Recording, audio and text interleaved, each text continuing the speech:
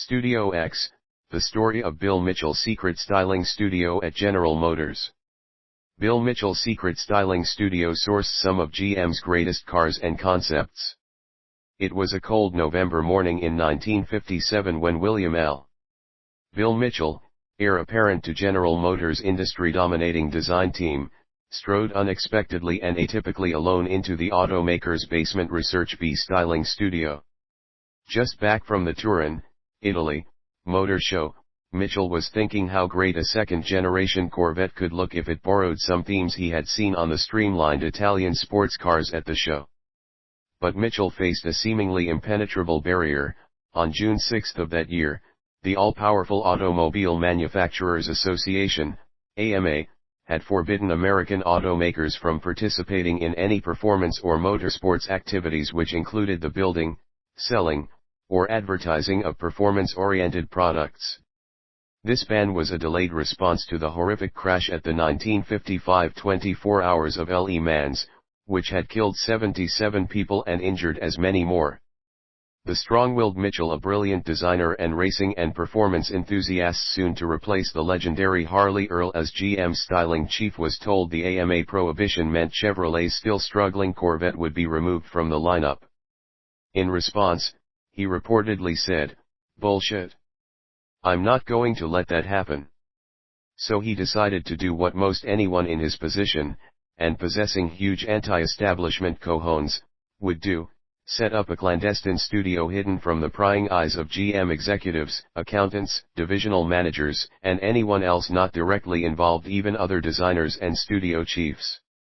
The result: some of GM's greatest cars and concepts, including the spectacular '59 Stingray Racer, which previewed that next-gen Corvette, hot Monza GT and SS concepts, swoopy Astro I, Astro II, and aircraft-look Astro III idea cars, 2 Mako Shark concepts, and a mini Camaro small car project would be created in secret over the next decade. But those cars were still to come. In 1957, significant world events were afoot. The baby boom was in full swing.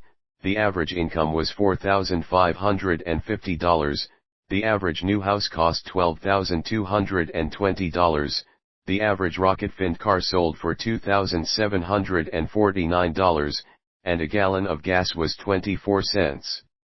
Dick Clark's American Bandstand teen dance TV show made its debut, and Elvis' Jailhouse Rock was such a hit that he bought a Memphis mansion and called it Graceland. With America in confident ascent, Mitchell believed that the racing ban wouldn't last very long. He wanted a new Corvette design ready. And he needed some trustworthy designers who wouldn't attract much attention to do it. Knowing that it would take some time to set up and equip the secret studio he had in mind, he decided to kick off this special project in his basement Research B studio, where few if any other designers or executives would notice. Research B.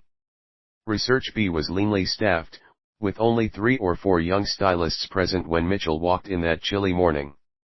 Peter Brock, the same person who would years later design Carroll Shelby's Le Mans winning Cobra GT, recalled what happened. He sat down and told us what he wanted to do.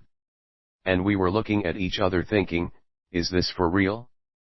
He wants to give us the Corvette program. He pulled out a bunch of pictures from Turin and laid them out, and they all had a crisp line around the belt separating upper from lower and aerodynamic shapes over the wheels. And the one that really got to him, even though it was 2 years old by then, was the Alfa Romeo Disco Volante. Alfa had done roadster and coupe versions, and Mitchell wanted to do the first Corvette coupe. He said, "Okay, guys, give me your best. Put it up on the walls. I'll be back in a few days to check it out."